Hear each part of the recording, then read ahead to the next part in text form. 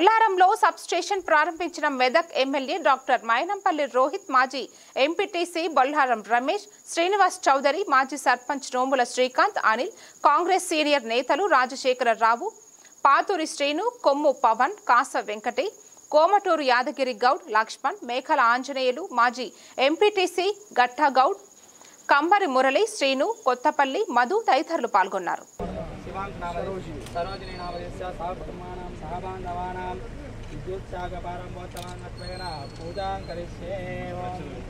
హరితం సమయానీతం దేవీ కళ్యాణదాయికి సౌభాగ్యగ్రహణ హరినందన తస్యం యోరావృణీమహే గాతం యజ్ఞాయ గాతం యజ్ఞపతయే తతోత్పదేవో అన్న ఫోన్ విటకన్నా బ్రాహ్మణాస్య మకమాసీతు